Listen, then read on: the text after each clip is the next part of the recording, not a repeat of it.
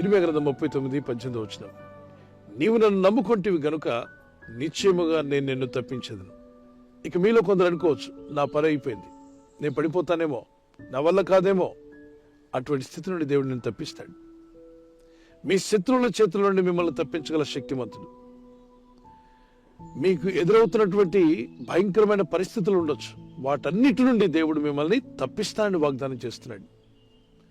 అయితే ఈ యొక్క వాగ్దానము కండిషనల్తో కూడినటువంటిది. It's the conditional promise of God. నీవు నన్ను నమ్ముకొంటివి గనుక నేను నిన్ను తప్పిస్తానన్నాడు. అంటే మనం నమ్మకుండా ఉంటే ఆ వాగ్దానం మన పట్ల నెరవేరదా? ఎస్.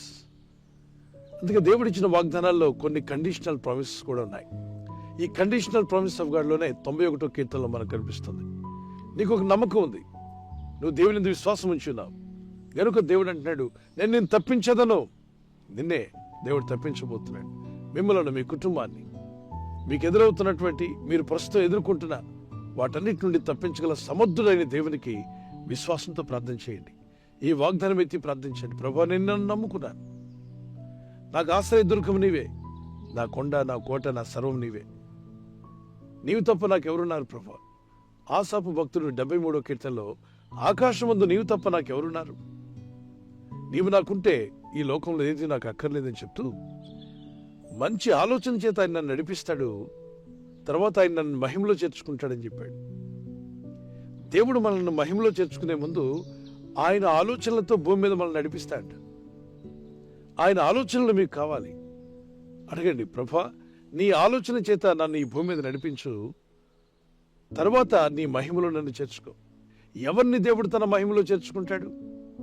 ఎవరు దేవుని యొక్క మహిమ రాకుళ్ళు ఎత్తబడతారు అంటే ఆయన ఆలోచన చేత నడుచుకునే వారందరినీ దేవుడు తీసుకెళ్తాడు. మన సొంత ఆలోచనలతో, లోకపు మనుషులు చెప్పే ఆలోచనలతో మనం నడుచుకుంటూ ఉంటే చిక్కుల్లో పడతాం. కానీ దేవుని ఆలోచన చేత నడుచుకున్నట్లయితే దేవుడు మిమ్మల్ని తప్పిస్తాడు. అంతేకాదు, మహిమలో మిమ్మల్ని చేర్చుకుంటాడు.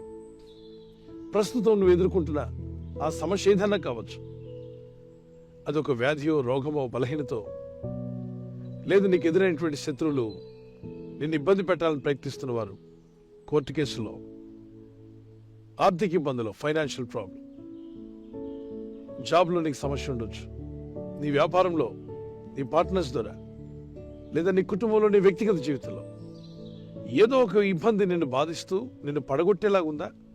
నా వల్ల ఇంకేం కాదు, నేను తప్పించుకోలేను అంటున్నావా? మీరు తప్పించబడతారు. తప్పక మిమ్మల్ని తప్పించే దేవుడున్నాడు. ఆయన విశ్వాసం ఉంచి ప్రార్థించండి. నీవు, నీ కుటుంబము ఈ ఎదుర్కొంటున్న శోధనల నుండి మీరు తప్పించబడుదురుగాక. దేవుని వాక్యంలో ప్రభంట, నువ్వు నన్ను నమ్ముకుంటేవి గనుక నేను నిన్ను తప్పించదనన్నాడు. ఆ వాగ్దానం అక్షరాలు నెరవేర్చగల శక్తిమంతుడు ఆయన. మాట ఇచ్చి నెరవేర్చే దేవుని సన్నిధిలో ప్రార్థించండి. ఈరోజు నీ పరిస్థితి ఎలా అయినా ఉండొచ్చు, కానీ మాట ఇచ్చిన దేవుడు మాత్రం మాట తప్పడు.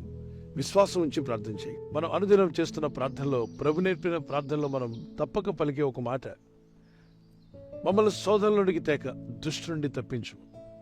దుష్టుడైన వాడు నాడే అపవాది, వాడు దుష్టకార్యాలు చేసేవాడు.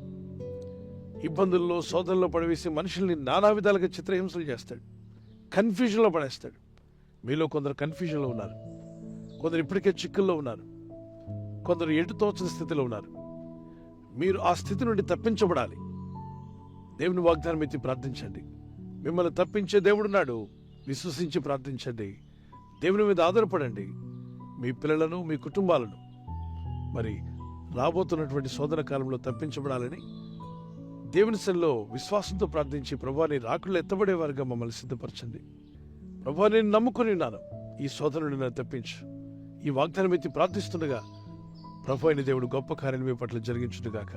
మరి దేవుడు మీకు నూతన ద్వారాలు, నూతన మార్గాలు చూపించి ప్రస్తుతం మీరున్న పరిస్థితి నుండి మిమ్మల్ని తప్పించి ఆయన మహిమ పొందునుగాక. ప్రార్థన చేసుకుందాం.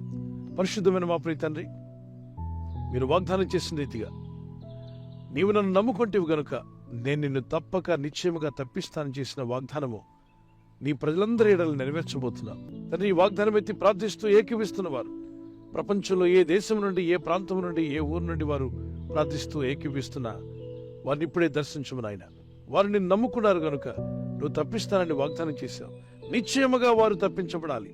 వారు ఎదుర్కొంటున్న శోధనలో నుండి ప్రస్తుతం వారు ఎదుర్కొంటున్న ఈ శోధన బాధల నుండి, వ్యాధి రోగముల నుండి, ఆర్థిక ఇబ్బందుల నుండి, శత్రు సైన్యం నుండి, అనేక విధాలైన కన్ఫ్యూజన్, వారి బ్రతుకులను ఇబ్బంది పెడుతున్న ఆ పరిస్థితుల నుండి మీరందరినీ కూడా మీరు తప్పించబోతున్నందుకు స్తోత్రాలు చెల్లిస్తున్నాను.